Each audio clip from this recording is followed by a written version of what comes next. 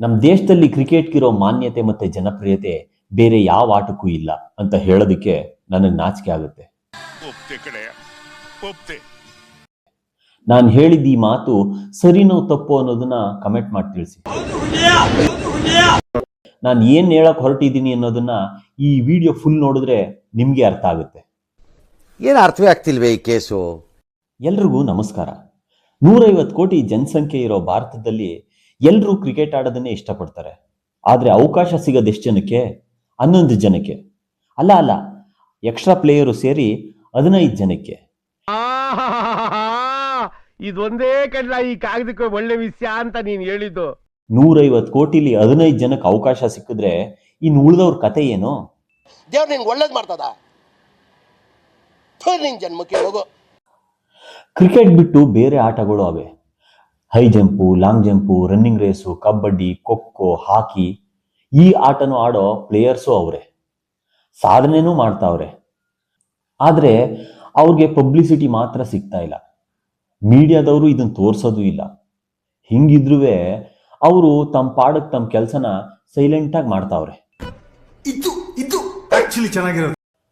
ಮಧ್ಯಪ್ರದೇಶದಲ್ಲಿ ನಿನ್ನೆ ತಾನೇ ಮುಗಿದಿರೋ 46ನೇ ನ್ಯಾಷನಲ್ ಥ್ರೋಬಾಲ್ ಚಾಂಪಿಯನ್ಶಿಪ್ನಲ್ಲಿ ಕರ್ನಾಟಕದ ಮಹಿಳಾ ತಂಡ ಮತ್ತೆ ಪುರುಷ ತಂಡ, ಈ ಎರಡೂ ತಂಡಗಳು ಕೂಡ ಚಾಂಪಿಯನ್ಸ್ ಆಗಿ ಹೊರಹೊಮ್ಮಿದ್ದಾರೆ. Congratulation brother. ಈ ವಿಷಯ ನಮ್ ಯಾರಿಗೂ ಗೊತ್ತೇ ಇಲ್ಲ. ಮಾತಾಡೋದು ಏನ್ ಮಾತಾಡ್ತಾರ್ರಿ ಯಾವನ್ರಿ ಅವನು? ಕಾರಣ ಯಾವುದೇ ನ್ಯೂಸ್ ಚಾನೆಲ್ಗಳು ಕೂಡ ಈ ನ್ಯೂಸ್ನ ಪಬ್ಲಿಷೇ ಮಾಡಿಲ್ಲ. ಹೀಗಾಗಿ ನಮಗ್ ಗೊತ್ತಾಗಕ್ ಸಾಧ್ಯನೇ ಇಲ್ಲ. ಆಯ್ತು ಬಿಡು. ಮತ್ತೆ ಪೇಪರ್ನಲ್ಲೂ ಕೂಡ ಯಾವುದೋ ಒಂದು ಸಣ್ಣ ಆರ್ಟಿಕಲ್ ತರ ಪಬ್ಲಿಷ್ ಮಾಡ್ತಾರೆ, ಅಲ್ಲಿಗೆ ಅದ್ರ ಕಥೆನೂ ಮುಗ್ದೋಗ್ಬಿಡುತ್ತೆ. ಮತ್ತೆ ಈ ಸಣ್ಣ ಸಣ್ಣ ವಿಷಯಗಳನ್ನು ತಲುಪಿಸೋರು ಯಾರು? ನನ್ ಮೇಲೆ ನಿನ್ಗೆ ಯಾಕಿಷ್ಟು ದ್ವೇಷ? ಕರ್ನಾಟಕ ಮಹಿಳಾ ತಂಡದ ಕ್ಯಾಪ್ಟನ್ ಕಾವ್ಯಶ್ರೀ.